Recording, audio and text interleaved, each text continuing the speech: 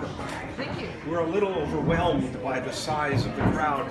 And so, and we're not really overwhelmed. We're kind of like wowed by the size of the crowd. But if, at any moment, you've had just enough, thank you very much. You all have rites of passage. You may do whatever's necessary. And know that Brother Ryan over here is taping this, and the video will be made available to you. So if you couldn't decide whether it was this one or that other wonderful thing being offered someplace else, you could go to that other thing. You have a chance to get the video of this, and we'll figure out how we do that. And we were musing last night on why would you come? What are your hopes for the next 2 hours? 2 hours is a lot of time at a happening. So, what is quantum cat? Oh, they want to find out about quantum cat. That's the hook. Well, they may or may not. They may not. Just so you know. What are your hopes for being here? Anybody? You said yesterday something about the model's been around for a while, but how to cope with new phenomena. Great. So that's really something that I've The models have been around for a while. Maybe we refresh those. Maybe there are new models. So it's just curiosity about what do we do with these models? Is that with the new phenomena. So new. Oh, with the new phenomenon. Thank you. New That's it. phenomenon and what's going on. Yeah, the world's changing. The market's changing. Your business is changing. We hope to be part of the change so that it moves in the direction of goodness for a change. Actually, that's not fair. It has been moving in the direction of goodness. We're not always aware of it, but perhaps we can nudge it along, and perhaps the models can help. Thanks. What else? Why else would you be here? As a cognitive psychologist, I'm curious about, how does it link to cognitive psychology, and also what empirical data are there or could be there to support the models? Great. So in the back, that was as a cognitive psychologist. How do the models link to that? That's a body of knowledge. Cognitive psychology is a body of knowledge. Is there any overlap? Is there any data that supports the use of the models in a particular way? Did I get that right? Great. Thanks.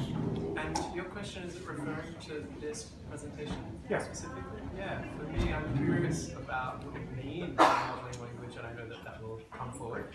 But for me, I'm quite curious in terms of my interest around how we communicate and how we can convey lots of different outcomes in terms of whether it's hopeful language or whether it's negative language or various other kinds of How can the models be used, particularly to convey positive outcomes? How do we use the models in our work? We really do aim this to be a practical couple of hours. That's our aim, and I believe we can pull that off. I believe we can deliver on that promise. What we're not here to do, and some of you asked us about this, are you going to teach us how to create new models? Well, not explicitly, but we are going to talk about the models in their context, so you'll understand maybe more than anybody has, except Matt and Gail, where the models came from, what particular context gave rise to them. I was in India doing a training in the Collaboration Code books. It seems like a year ago, but last week or so. And there a guy said to me, every model is the answer to a question. And I'm like, wow, that's an interesting model. And it also landed with me. So as we go through the day, we're going to answer. We're going to be explicit about the questions that certain models are intended to answer. And I think your question is, can these answers be applied to new questions? Are they useful as the world changes, as quickly as it has? So, Could I add one thing to that? yeah. We're not going to focus on models. The models have been around a long time, and they've been useful. Well, Mr. Client or so-and-so, you're looking at this, and here's the 7 domains, and we can show how that helps you understand all of the factors that come around to master. That's kind of like in language saying, here's a very short paragraph which defines what a turtle is. Useful if you want to know what a turtle is, not a language. So what we're focusing on here is the models as a language. Now, of the number of models we have, which is a large number, and there's a lot that have been around for 40, 50 years that have never actually been used or drawn up or in it. So there's old ones, common ones, and new ones that have come about just very recently. We don't have, if you think of models as a word or a short sentence, we do not have enough of them yet to create a true language. But if you take the models and the glyphs and take models from other sources and integrate them into a system that has context, you start to get to a body of knowledge of a language. At least 500 words to 1,000 are necessary to create a language. Anything under that, it doesn't have critical mass. It can't describe enough of what's going on. We're at that threshold now. And the objective here is to get to a level of common usage and understanding with a level of precision to really move to a modeling language. And the new book stresses that all the way through. And yes, it talks about the scientific, the cognitive, the neuro-linguistic, the quantum philosophies and everything that allow us now to state things that many of us believed decades ago, but you couldn't say in private company if there was someone from a university around. But now it's opening up the ancient languages that go all the way back tens of thousands of years, the new words that are being defined, the new understandings in science, which just recently, where you can sit there in a scientific organization and talk about the intelligence of trees, which if you did that 10 years ago, you would not be invited back. So we are at a threshold of change, which makes it possible in a practical way to bring out ideas around these models and how they go together that have been known long before we were born, but you just couldn't use because what are you talking about? So we're on that threshold, and part of this is to get the modeling language out into our community of work and works, not just the models themselves. This is truly a community of practice. Many of you have practiced this work in a number of different organizational settings. You know, at some point we'll all learn how to keep a job, but until then, we're going to be itinerants in a way, taking an approach to collaborative solution design where it's most useful and where there's energy for it. And in different organizations, the energy waxes and wanes for this approach. Sometimes when the energy goes away, so and we go someplace else. This language binds us together.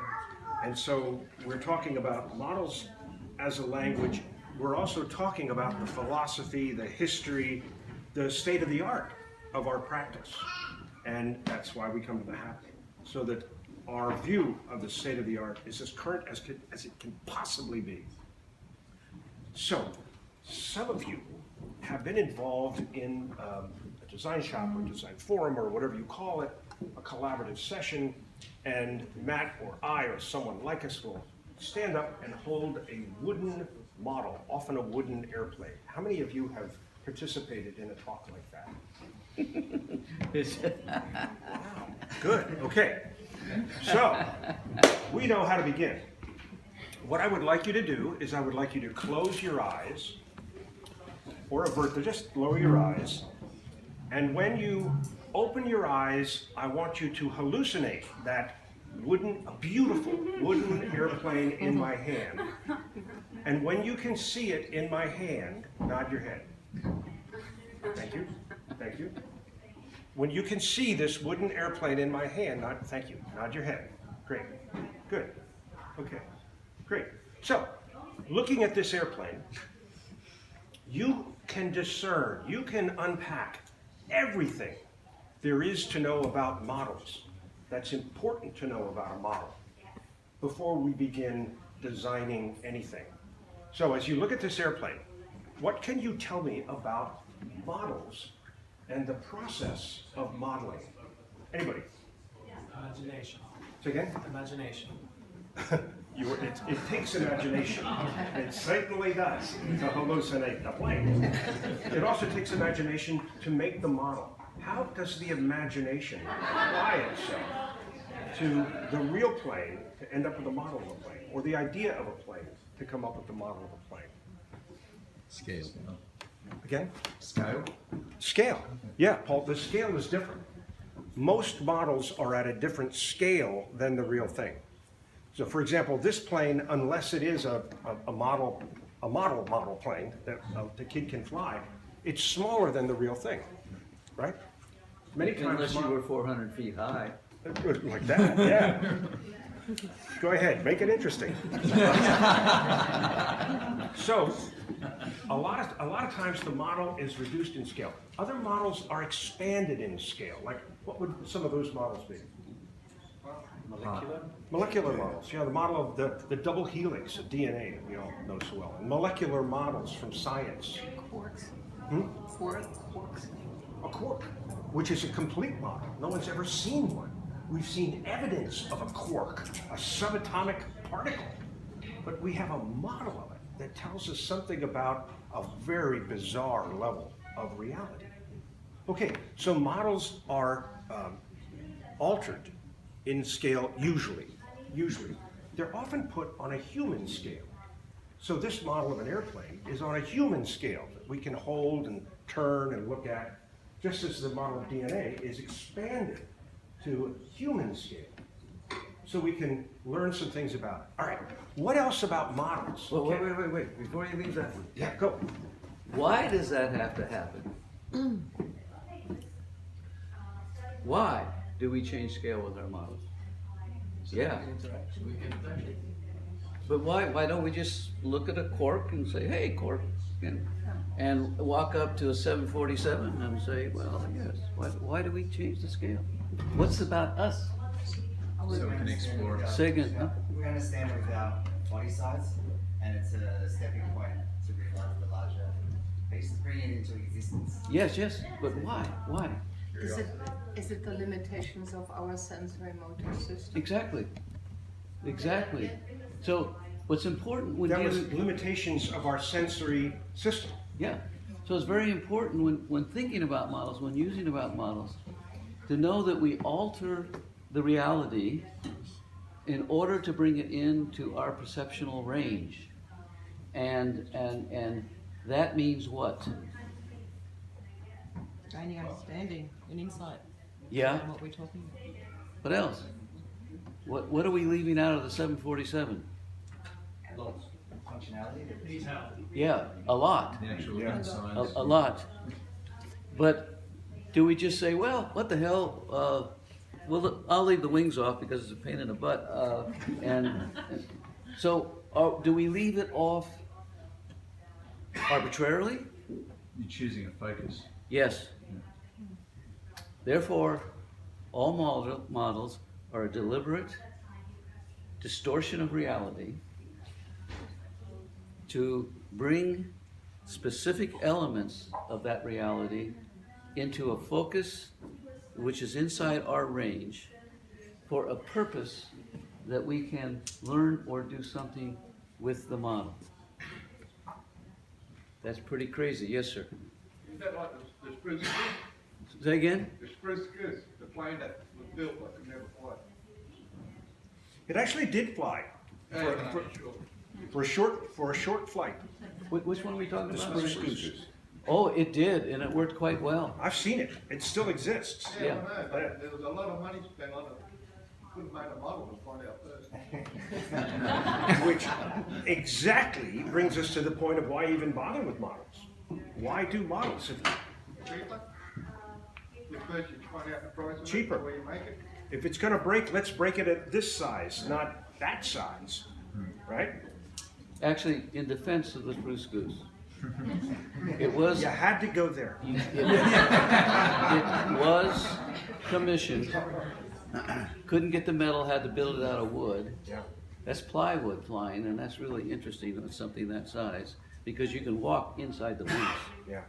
The wings are almost, it's like being in this building. And virtually, it prototyped into actionable terms a whole lot of the control systems and other systems that became into the larger airplanes immediately after World War II. It was not a failure, as a lot of people tried to turn it into a political dead spruce goose afterwards. And that's a little history thing. Yeah. In defense of the genius that built that airplane, it was a remarkable piece of work. So we make models, we make prototypes to test things cheaply, to allow them to fail frequently, safely, without harm to people who might be on board.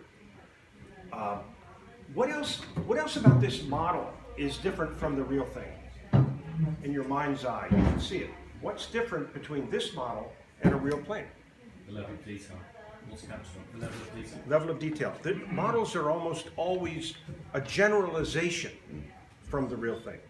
Certain details are left out. Which details? Less relevant The less relevant to what? To us, to the function. Yeah, to the function of the model for the modeler. yes. To us at this time. To the question the model is trying to answer. Certain things matter, certain things don't. If we're talking about the aerodynamic qualities of this model, we'd want to be very precise about the shape of the wing, the shape of the tail and the rudder, the shape of the fuselage. We wouldn't really care what color it was. Not relevant. We wouldn't even care what's inside the model because we're looking at the aerodynamics of it. That make sense? So, is this a good model or a bad model? Depends what question you're asking. Exactly right. Now, it depends on what question you're asking And how how well well it it means. answers. Gives you information about that question. Now, models can cause certain problems because when if you go back to NASA and go look at their old pictures, you'll see this thing that looks like, remember the old RCA phonographs with the big tubes where the sound came out in this nice curve? Well, I mean, you're looking at this thing and you're seeing this airplane inside a curve like that. You're thinking, wow, that's really a remarkable thing because they were blowing the air across the airplane. And then you look down and there's this little dot down in the bottom and you say, oh my goodness, that's a person. And the airplane was real size, so they put the real plane up there and ran the air across of it. And of course that was not really very efficient. And well, it was efficient, but it wasn't very, you know, it took a lot of energy economically. So they scaled the models down. Well, this is cool. What was the problem they ran into then? When they scaled the models down. The airplane's down to something maybe 10 feet or 5 feet or 4 feet. Molecules. The air going across the wing is no longer requisite, or the model is not requisite to that. So what did they do? Made smaller air. Exactly. They did, yeah. And So- how would they do that? How do you make smaller air? Wings on them? Right. So you can go to NASA Langley, and you can go outside, and there's this big thing that looks like a boiler. It was a boiler. The guy went down to the naval yards and got this big boiler, very strong, all right? And he did 22 atmospheres, reduction in, of pressure, so that then the air going across the wing or whatever was more requisite and aligned. So there's a warning there and a task there that when we change scale, we have to be aware of the consequences of what it is to the other things we're talking about when we use the model. You work, many of you, with clients who want to scale something. They want to scale a factory. You may want to scale your practice. They want to scale their supply chain. The change in scale creates a change in context. The model's is only going to be useful in answering certain questions in certain contexts. If the context changes, the model has to change. That makes Now- sense? There's a now- great Harvard Business Review article called Do It Right the Second Time. And it's precisely on the question of scale. If something works, we've got a leading practice at Old Amalgamated here in plant number 47, and we'd like to do it in all other 46 plants. Well, how do you actually do that? It's not so easy. You know, because many of you have tried. It's not so easy to take a show on the road and replicate it elsewhere. Context makes a huge difference, as we'll discuss. So now let's talk about what are some examples of models we all use all the time. Can I put this down? It's getting a little heavy. It'll be right here. Reduce the scale. Okay. You got me again. Yes, you can put it down. Thank you. By the way, this is a drawing of a page when I did a design shop for General Motors that had the wood. That's the wooden. That was the model. I thought a car was appropriate, so I put it there when I wanted. You'll be able to come up and take a look at this later. But the point is that I use the model. That model to me, when I look at it, and this is an important thing, reminds me of 1988 and General Motors and the two design shops that we did and all of that. And we're going to talk about that a little bit in strong memory when we get to the model of strong memory, which is one of the most important ones we want to introduce you to today. But anyway, what are examples of models you use all the time? Time. Say again? Time. Yeah. And other units. Absolutely. Time is a model. Time is a model. And the way we record and represent time is very different. Yeah. What else? Language. Language. Conversation. Yeah, all of it. What isn't a model that we employ? What is not a model? And we confuse the model with the reality, except for there's kind of a little bit of a trick here that we have to be cautious about, which our friend with his fabulous lecture this morning, that anyone that missed it, go back and get it. What we think is also causing reality. So now we have a loop. We model reality, we alter it, we play with the reality, and out of that, through our actions, and even some would claim through the actual fact of the model itself, which I'm more inclined in that direction, we are also altering reality. So suddenly this modeling game gets a little serious. Gets real serious. Churchill famously said, we shape our buildings and then our buildings shape us. Yes. But what Matt's suggesting, and what the lecture this morning suggested, and what science is telling us, is that we're doing the very same thing, not just with our buildings, but with reality itself, in the models we bring to it.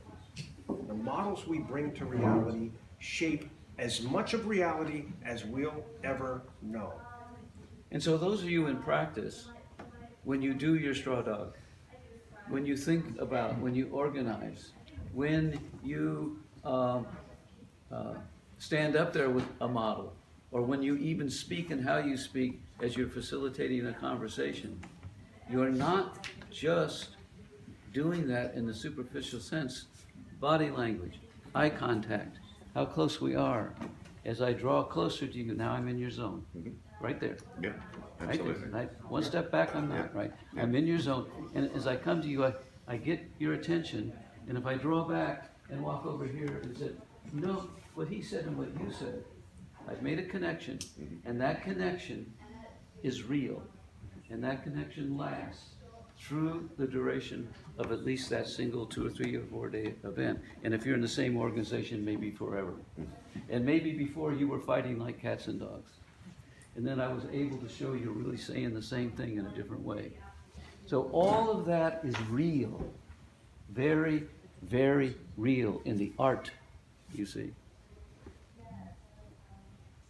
So we go into this stuff about models when people come to design something new. Because we want them to understand what they've got now is nothing but a model. It's a model that they carry with them. It may be models they learned as little children, and that's the way the world is, until it's not.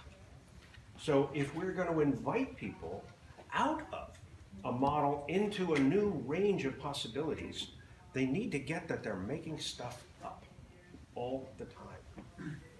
It's estimated that every minute 10,000 sense impressions are available to us, of which we pay attention to about 100. Most of what is happening around us is not available to us. It's screened out. We've learned what not to pay attention to. What to pay attention to and what not to pay attention to. Like mother saying, go to bed. So can I tell the story about the Native American in Manhattan?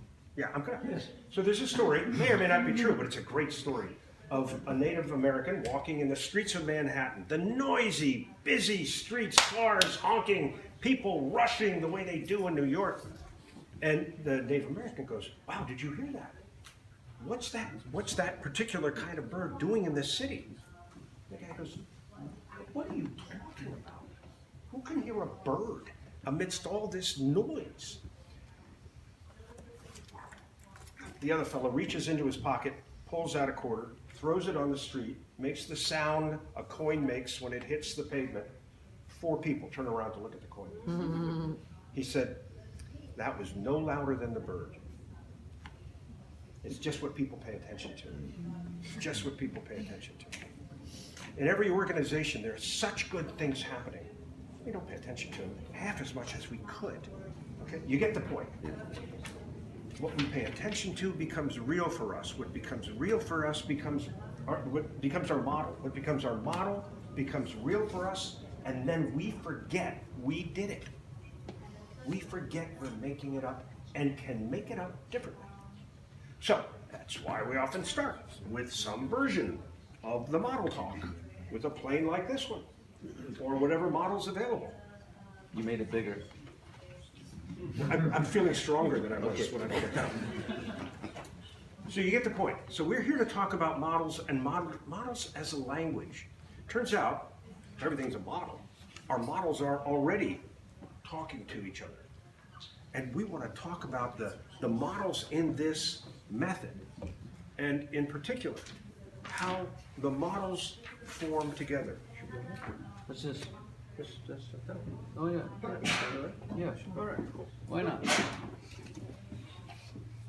So Matt, one of the models in the book, and by the way, that's not the book, Models, it's a model of the book. Seriously, because it's at the editor this It's at week. the editor, who's writing back and saying, what? No, actually, she's been quite I actually did get something from her this morning. She said, I've had many clients that I wish knew this stuff before I worked with them. Well, you're That's good. hitting it good. So here, let me move this a little. Can you all sort of see this model, which we call to know, to act, to know? It had a prior name, but that's the name we give it now for reasons that Matt will reveal. Oh, is that, you're tossing it to me right now? I am. Oh, okay, all right. Well, I'm gonna have to recreate this. Now, we have had a model for a long time. It goes back decades, and many of you have seen it.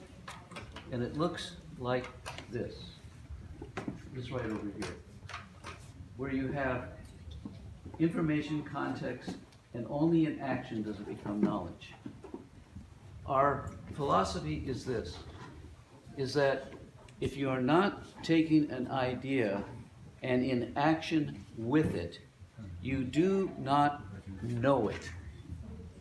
It is not knowledge. You can have memory about it.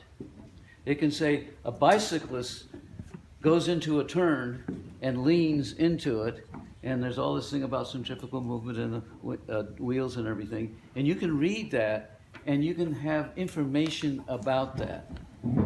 If you've never ridden a bicycle and you jump on it and you get it going 40 miles an hour and go into that turn, what do you think is going to happen, right? Because you don't know it. It is not of it. You are not of it, and it is not of you. You are not a system together at that point, you see. And so we have long held the idea is that to know something, you have to be in action. Now, when you are in action, do you know it forever? You know it in the context of time and place, purpose, opportunity, level of recursion if it's applied to, we're talking about cities or what's in my head or straightening up my bedroom, in terms of that context. And then when you stop that action, then you have memory of. But let's talk a second about that memory of.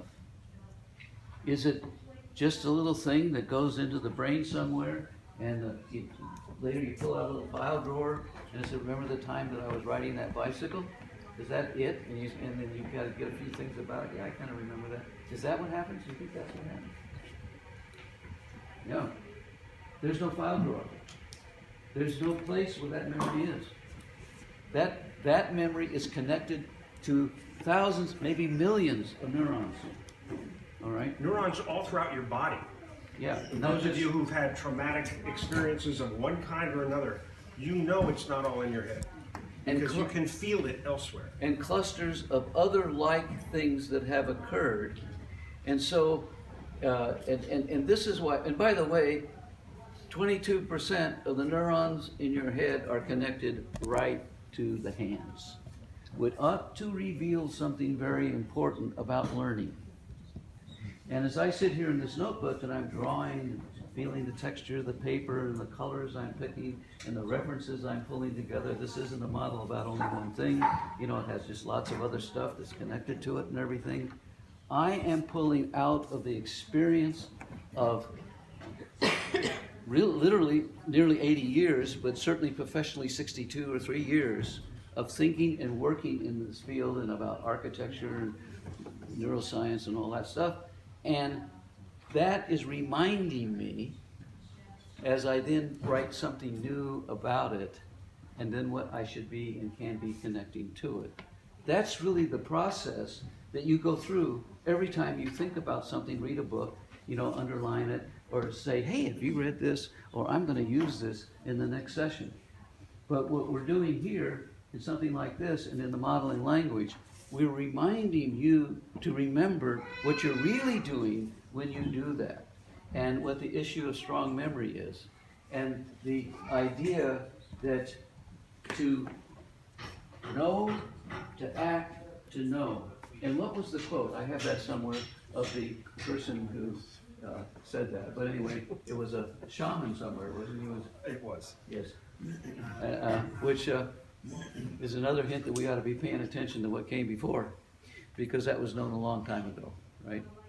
But we got very rational, so-called, in what we called knowledge. And we started to think that knowledge is something that the best PhD in this field said about that, until someone comes along and knocks him or her off the altar with another one that everyone agrees. We have to understand that a lot of what we call knowledge is tested in practical reality, and should be. And our philosophy is it should be a lot. And a lot of it, which is called knowledge, is simply the consensus of a science, a philosophy, a society, or religion at a moment in time. If we break those barriers and look at the religions that have been on this planet for tens of thousands of years, if we look at the sciences that came before and came now, if we look into an Egyptian wall of hieroglyphs, if we pay attention to legends and ideas and axioms that are around, we will find an enormous consistency between all of those ideas, said in different ways at different times in different contexts, but all saying the same kind of thing. And that is extremely important, because we tend to think our time, obviously, is the time. And the people before us, they were all right, they did some cool stuff. Pyramids, I said, that's kind of cool. It'd be kind of hard to build that. I don't know how they built that. But anyway, they can't build like we can build. Go try to build a pyramid. The bias of the human species seems to be that the last generation wasn't as smart as our generation, but somehow in the next generation it drops off again. It's the funniest thing, and when you have kids, you'll see that bias show up. It's just the bias. So what we have, in a sense, is what we call the pyramid of knowledge. And the pyramid of knowledge, if I can find you, where are you? Yeah. This is a little guy here, and we have people do this in design shops, and we have them talk about knowledge. It's a really nice thing to do in SCAN early on, because it's a humbling exercise that puts everybody on the same equation. And we draw a big pyramid and say, go out somewhere, get a piece of paper, take a wall, and write in 3 sections. In the top section, write about what you actually know. What you actually know. Where you have data, information, experience, you've done it, you've tested it by whatever criteria. Science has a criteria, philosophy has a criteria, religion has a criteria, just practical everyday getting down the street has a criteria. Whatever the context of the criteria, what do you really know? And then in the second level, write what do you not know that way, but you infer from the evidence, like a quack, a quack, quark. Or even a quack. Yeah, a quark is 2 dimes, half a nickel.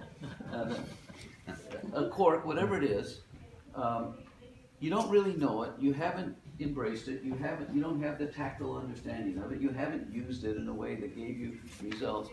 But it's pretty reasonable given all the data that exists. So I used to use the example, maybe this won't work in Australia. Do I know that Richard Nixon existed?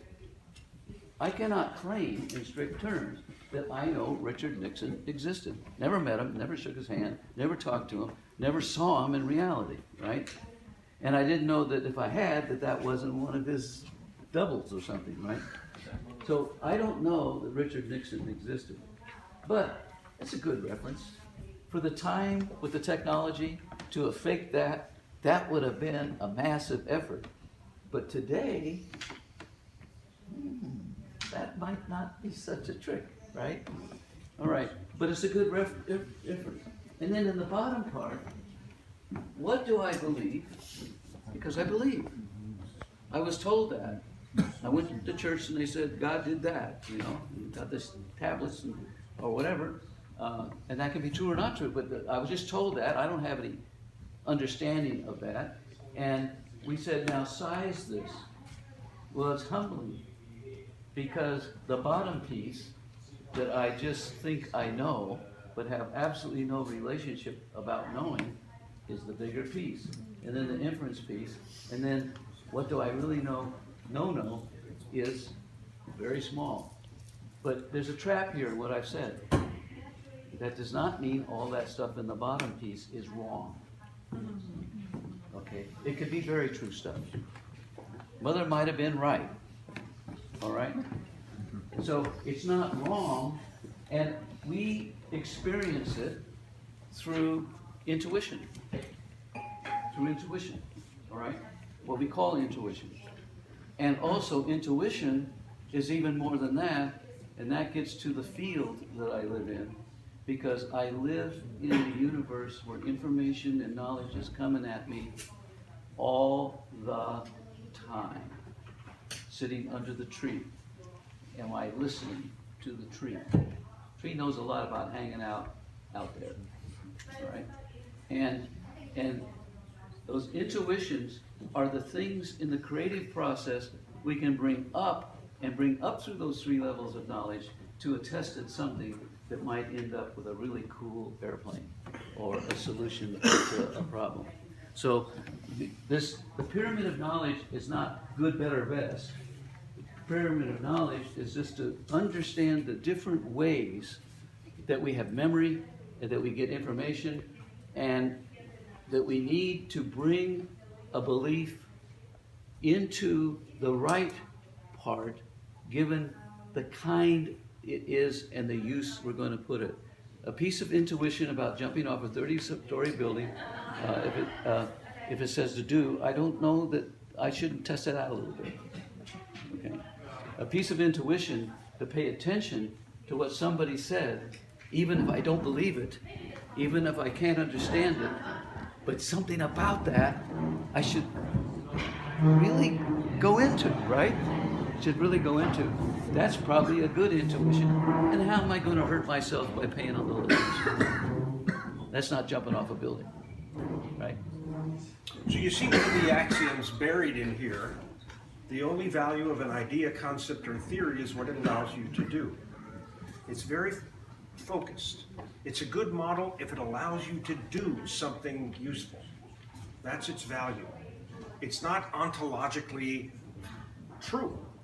Science doesn't tell us what's true. Science only tells us definitively what's false. It's a falsification machine. And we have hypotheses about what's left after all the stuff we proved was false. We have a hypothesis that this is as true as we can see it to be right now. So we're okay with that. I mean, we've got to be okay with that because that's the only thing we got. All we know is what's no longer true. What appeared to be true is no longer true. So what else you got? How do we then explain the phenomenon? We test that.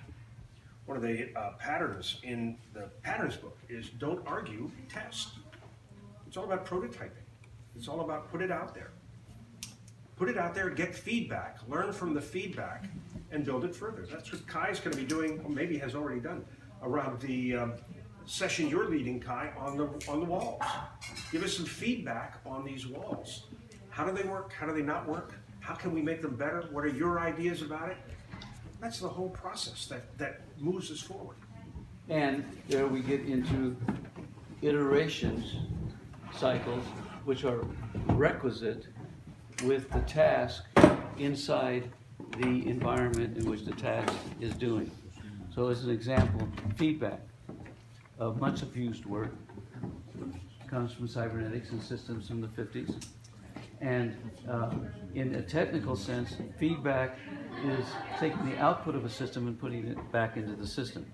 Well, if you're just doing a power supply, which is taking the noise out of the current, that's a pretty good definition.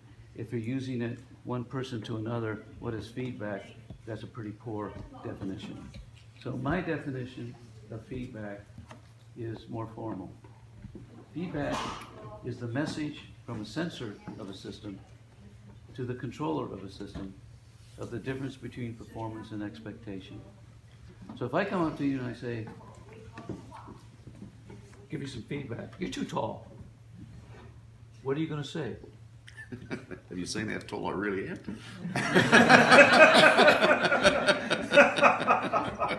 Sorry, Matt. I can take it. I have no control over how tall I am. You don't have no control over that. Right. And that's something that happened a long time ago, right?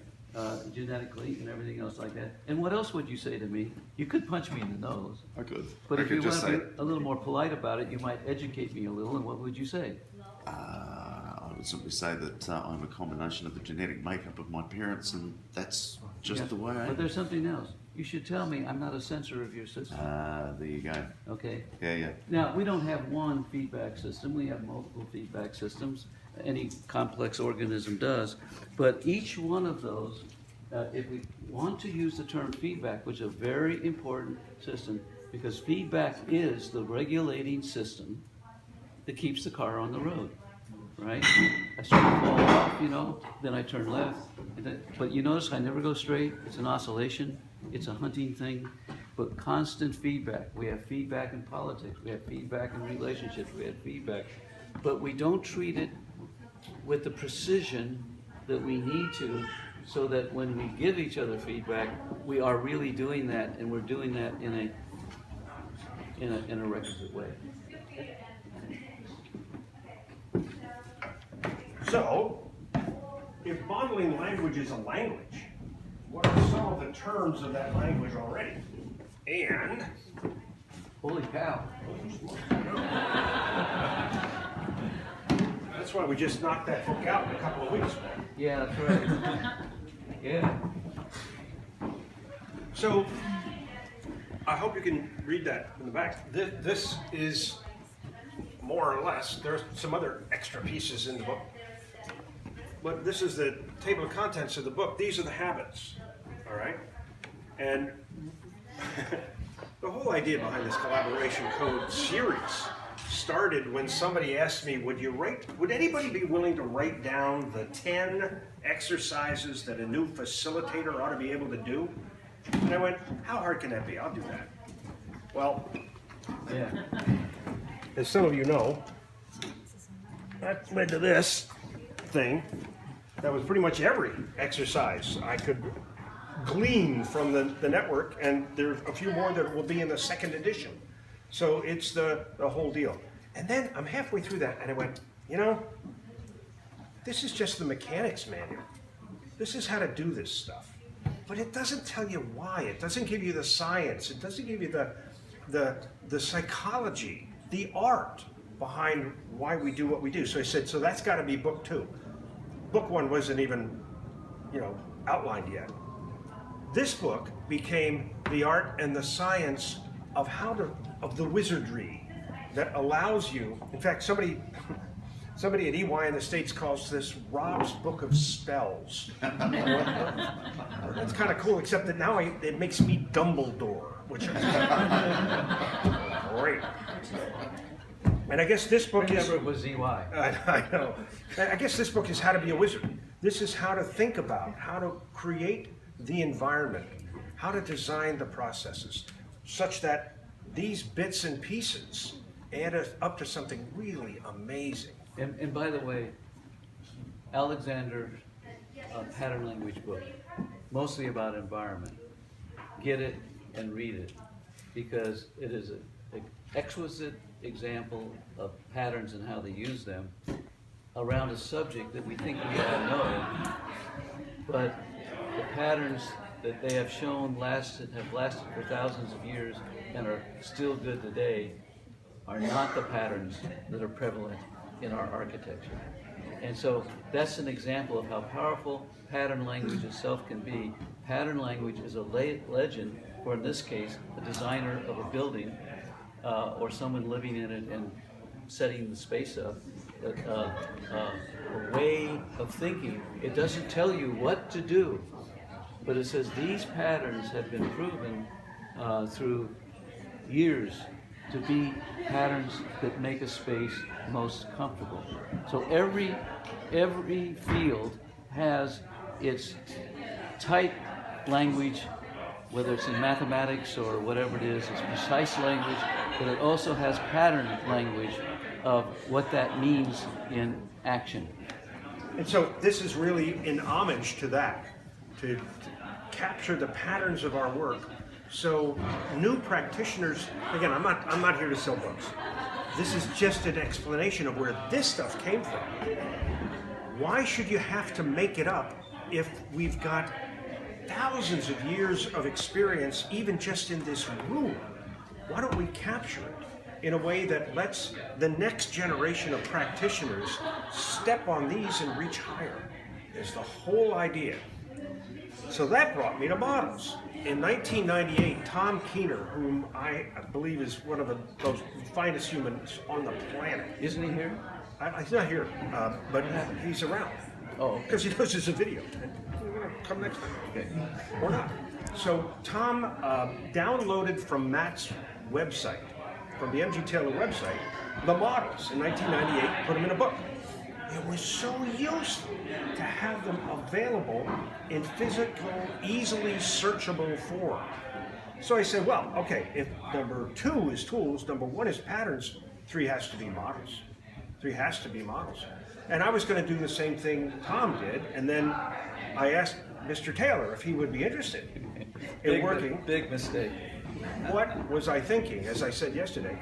And what's resulted has been a recreation of every one of the models, along with a couple that never quite made it to the page before. Several.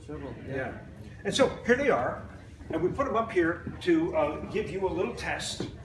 And we'd like you to look at the list And put up your hand if you regularly use more than 3 of them. Regularly use more than 3 models in your work. Regularly use more than 3. Not bad. Okay? Regularly use more than 5. It's kind of sketchy over here. It's like, define regular.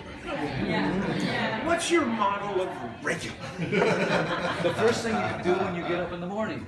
And define use. Oh, I love Some that. of these are models of processes that are sometimes intuitive. A little louder so they can hear you. in the back. I think that some of these models are models of things that some people do intuitively. So if they are doing that without explicitly using the model, they're still using the model. They're using the model, right? Yeah. And by the way, most of them are doing these things. One of the things I want to say, this work, and there's hundreds, I would say thousands of books that have been read over 60 years behind this. I'm reading all the time. Gail's reading all the time. Yeah. This Move closer and speak louder. This work is founded on a lot of information, and in our case, going on way past 40 years of doing this process, and over 3 years of actual professional work. So there's a lot there, and a lot of associates and friends and thousands of design shops that give the feedback. It is not something new. It is what people do when they do. And all we do in our work is set the framework, take charge of their executive routine from the beginning, and that's a term of art in the way neuroscience works, and guide them, because they're coming in with a lot of different habits and many bad habits. And we're putting them in an environment that everything about it suggests this way of working. It's like a garden, the environment that we make. And then, as they go and go, we draw back. And at the end, what are they doing? They're setting their own terms, they're setting their own time, they're setting their own agenda, they're defining their terms, they're creating their drawing. They are then doing the practice. We create a model of the practice and start them in that practice, and then we withdraw. If we do not withdraw, we have manipulated them. Okay? And it has to be theirs as strong memory. I want to tell you one quick one about where Gail and I learned this. It was one of our earlier design shops. I think it was one of the first ones that some big company from New York City came to us in little Colorado, town, and we did a design shop, and we thought, wow, this is kind of cool. And we set to come back to them in a couple of weeks and go into their room, which was, big boardroom table kind of thing, and everything, glass on this side, and pictures of dead presidents on the other. And we're sitting there, they're all in their suits, and we even wore a suit. And we were talking, and in the middle of it, one of this executive is rational and is executive and is a driven to performance person that you can imagine. He looks at his associates and he says, what we're talking about is that. Now these are rational people. And he's pointing to a white wall. And the others say, you're right. You're right. Absolutely right. And Gail and I are going, and then we remembered that was a white wall in Colorado 2 or 3 weeks ago where something had been written. That is an evidence of strong memory, you see. And that means that they took together and created something together because they all remembered that moment at that wall where that particular insight became embedded into their philosophy and their plan and their way of acting. It's all psychology. It is all art, you see. It's all a hallucination, but a positive hallucination, okay?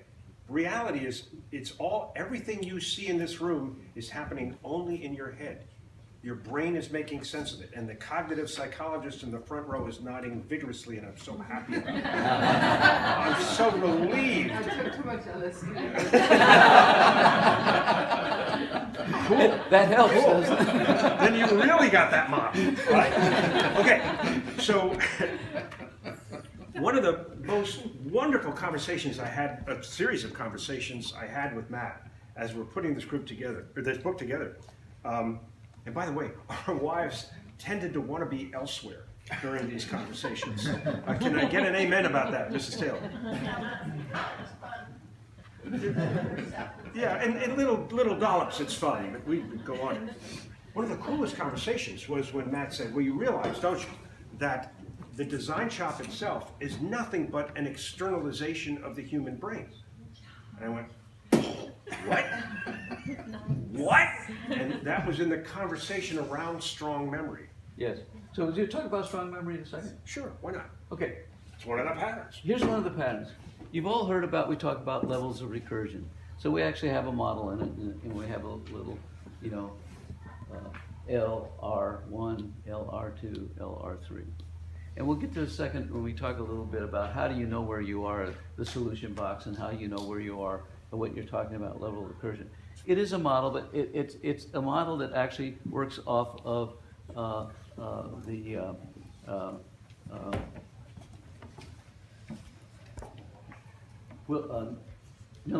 Miller's Living Systems model. If you want to have another good book, Miller's Living System is a great one. And it goes back into the 60s when he wrote it. So my argument, the design premise, which may be totally true, partially true, a little true, but is very useful, whatever its truthness is. My premise is to look at what's inside here as an architecture, which, by the way, note it's a network architecture, and we'll get into this section. Okay, it's a network architecture. And when a group is working, what's really happening is a network architecture. And when a company is functioning, it's really a network architecture. Say, oh no, it's hierarchical. Oh, well, that's what we think and talk about and stuff like that. But if it's running, it's a network architecture. What nature is doing out there is a network architecture. It is the network architecture. But understanding the network architecture of our own mind, we're walking around with the solution to the universe right here if we just pay attention to what it does and how it functions. And you go on to the globe. Have you ever seen the pictures of the globe at night? And then have you ever gone into a science thing and downloaded the neural architecture of a brain and then go at 50%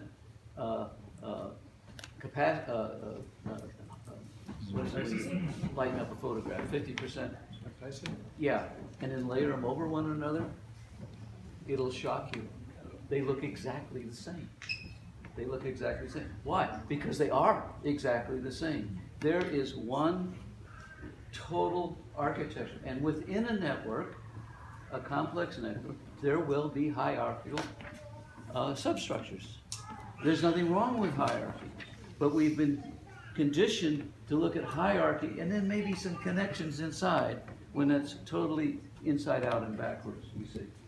And so that network architecture is what we're dealing with. So we're saying that we want to build environments that are brain-like. We want to build experiences that are brain-like. We want to take how our brain functions and do that. Now there's a big section in what we call strong memory.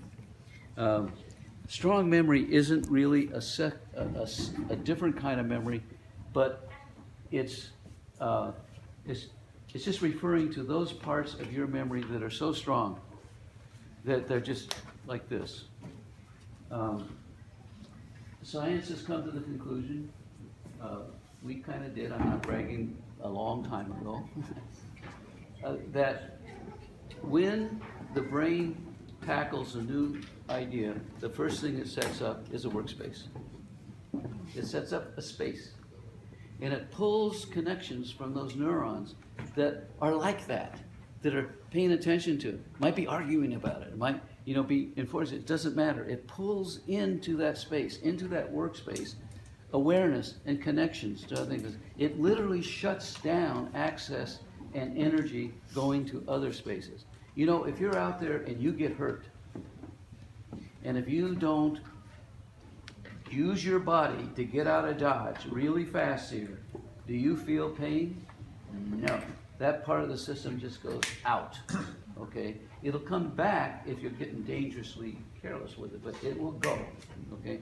What you will be aware of is that part of your total body mind. And by the way, when I talk about brain, I'm talking about body mind, right?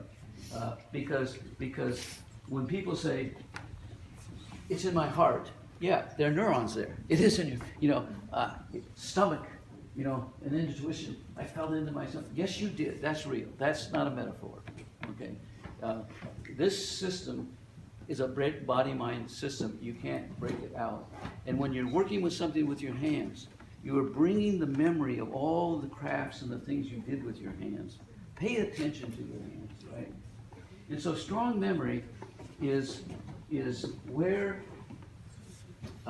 there are connections to an environment, an idea, or a thing that goes way back. In my little book later, we can sit around and I'll show you. I have in this book, which I started in 1980, what was it, 82 or something, 85. I'm only to page 50, so I work fast. But in there is a picture of the National Gallery of Art on the Mall in Washington, D.C. And in there is a space that you walk through between the galleries. It's all very classical architecture and marble and a fountain and water and plants, like the old Victorians used to do. By the way, I really like this building. It was built in 1938 when I was born. So it's kind of like, hey, this is cool. In 1952 was the first time I sat at a chair. And every time I go back to Washington, D.C., I go back to that chair. It is the same. It is my chair in my room where I can write in my notebook, and it's quiet. Museums are generally quiet. People don't go run around on skateboards or something. Not against skateboards. But they just don't work in a museum. And I can have that peace, but it's not just, oh, it's nice and quiet today.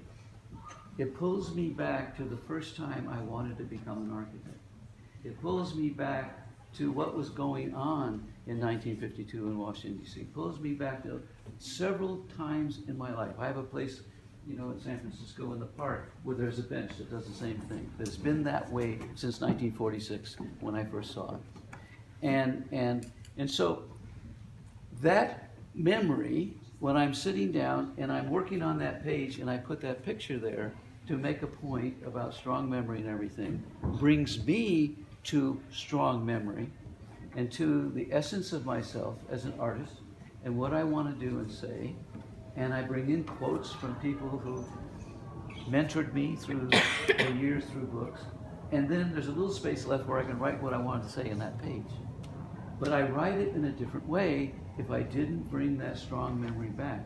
One of the things we do with people in a design shop is we invoke their strong memory, the memory that attaches to the most number of neurons, the memory where their feelings and passions are there. We're not sitting in this there, well, rationally, I think you ought to fire half the people. And when they are in that mode, notice what happens. They start to go into flow, which is a very, what's the book, Gale Flow? Yeah. And when they are in that state, they are in an altered state of consciousness, of which there's about 5 or 6. And your rhythm levels in your brain changes, and your heart rate changes, your blood pressure changes, and the last state, which is the weirdest one, is science can hardly find a signal.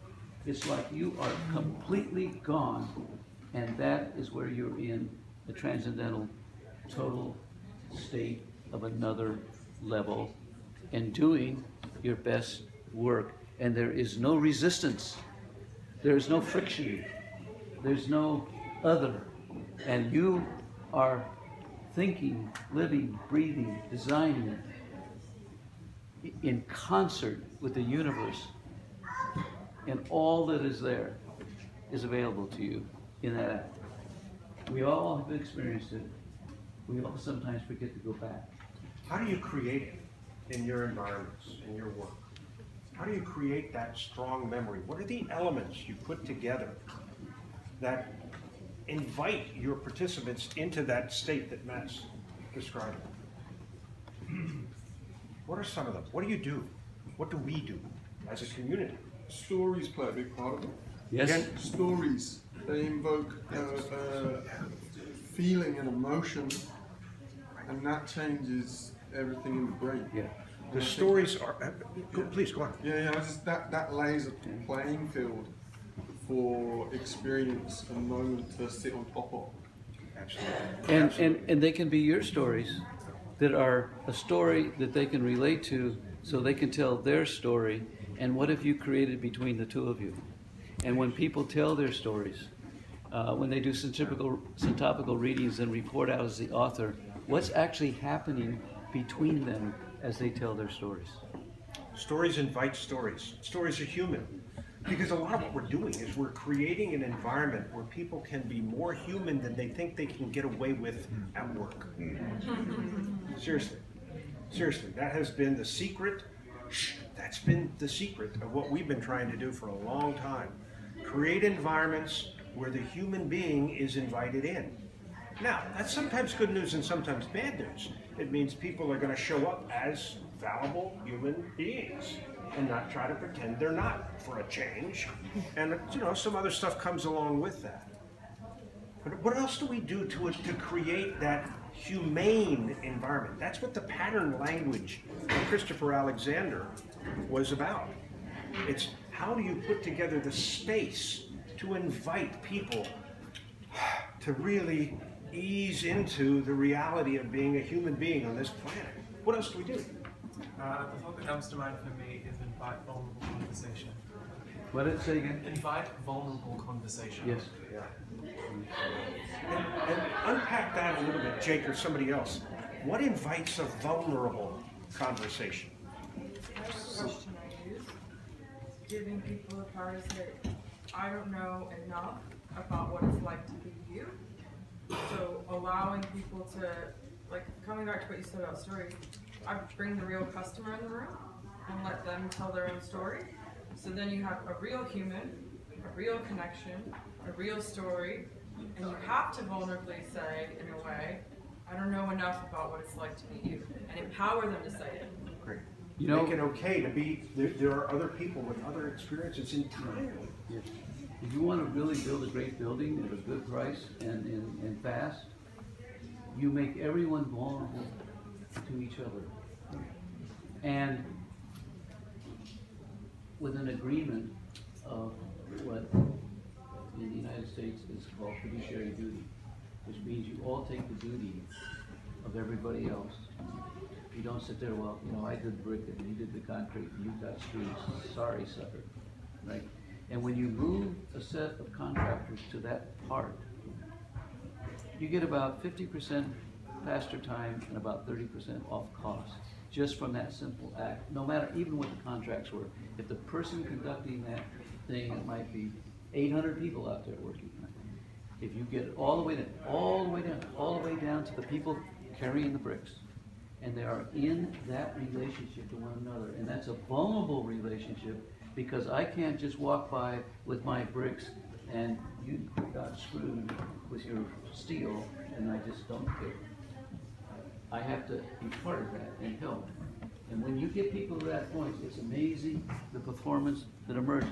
A good sports team, that's the way they are, right? Yeah. Yeah.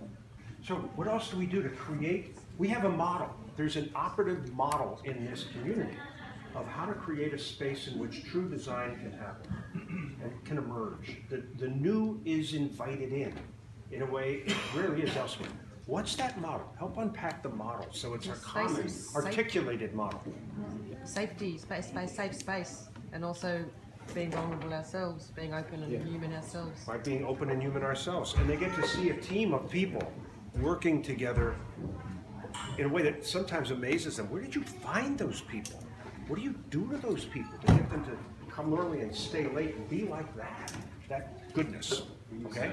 So we're exemplars of the model. And sometimes you've got to activate vulnerability in other people. You've got to demonstrate vulnerability. Yourself. You've got to make it safe. You got to not know. Yeah.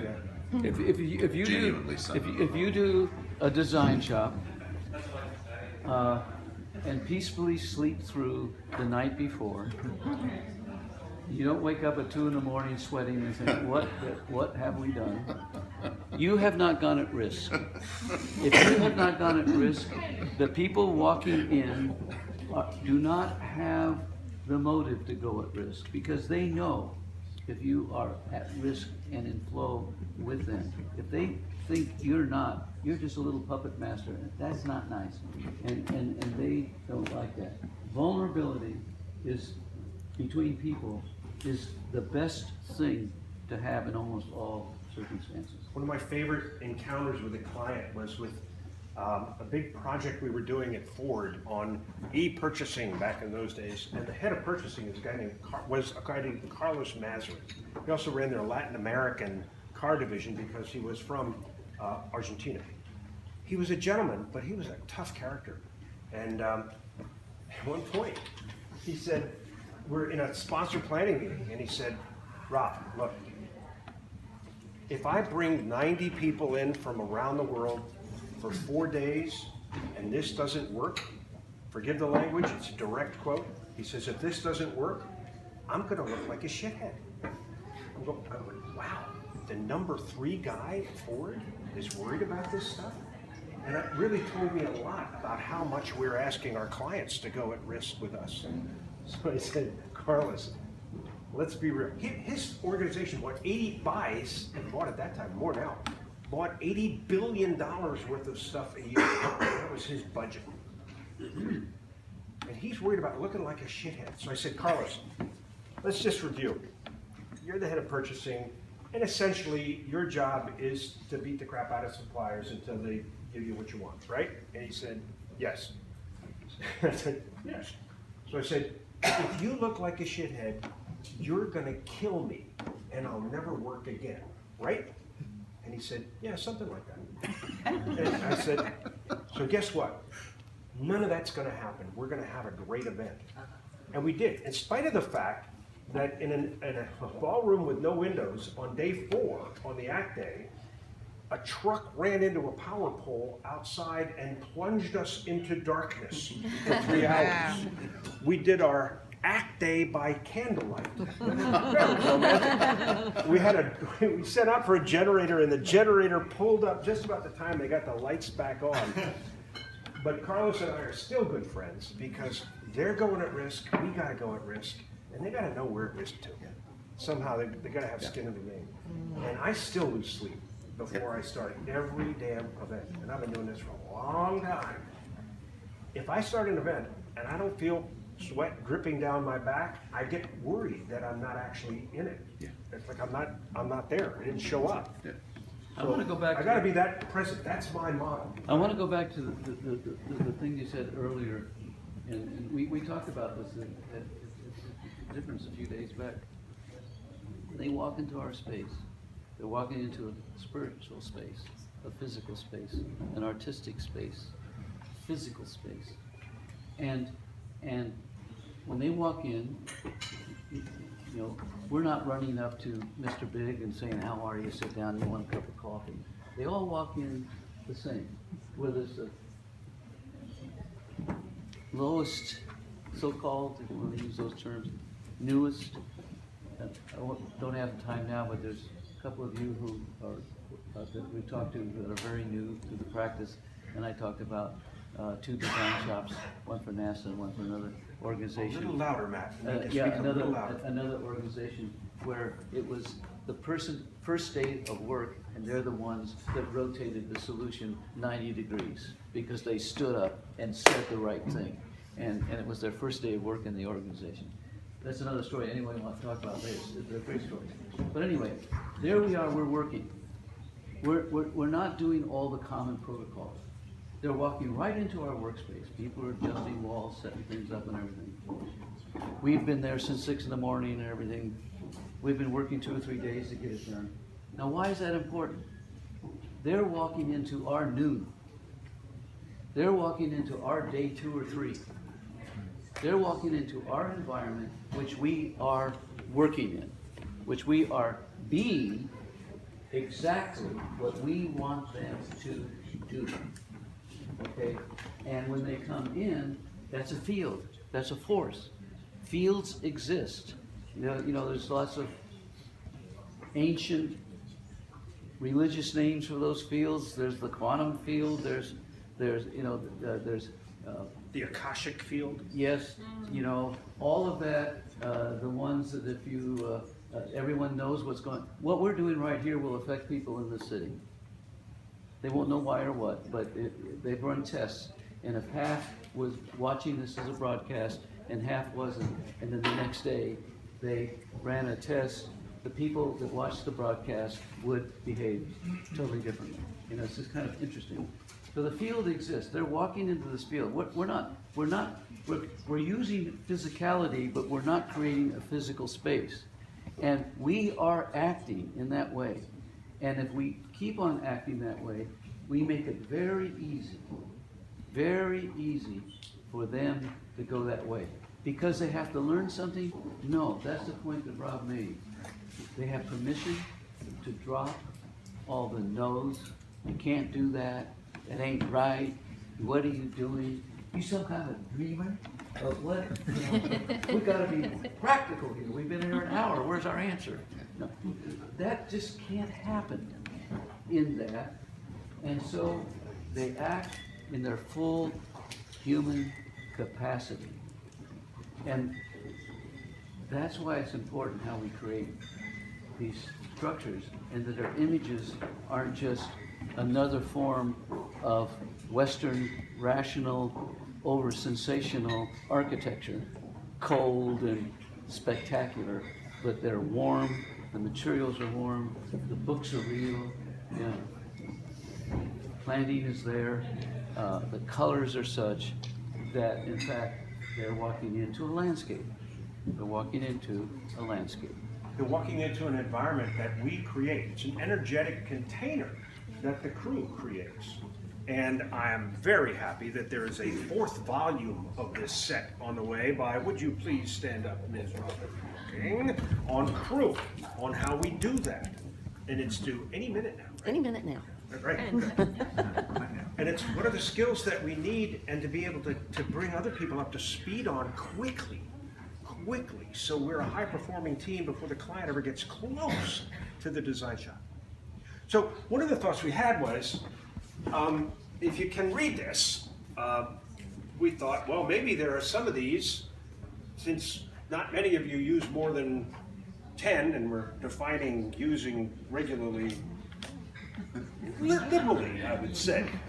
And so we thought maybe you could get in groups of 3 or 4 and look at the list and see if there are any of these that if you knew more about it, just only about it, because you don't really know it until you use it. But if you knew a little more about it, it would be useful to you. So would you be willing to do that instead of listening to us for a little bit? Just get in groups of, yep. I just want to add one thing. And we'll talk about this later. I'll be around. We can look at my notebook. You'll never see one model on a page. You may see one big model and then little iconic versions of other models that would sit there with one part of it colored saying, when you're here, pay attention to that.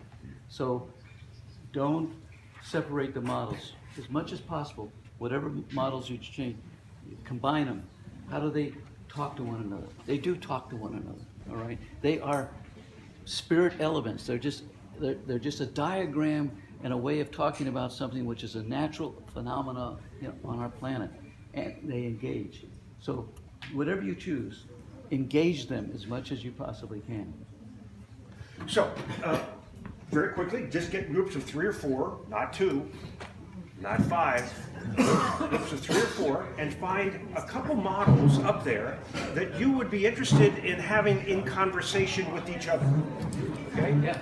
So the task is groups of 3 or 4, not 2, not 5. 1 or 2 models you could imagine being in conversation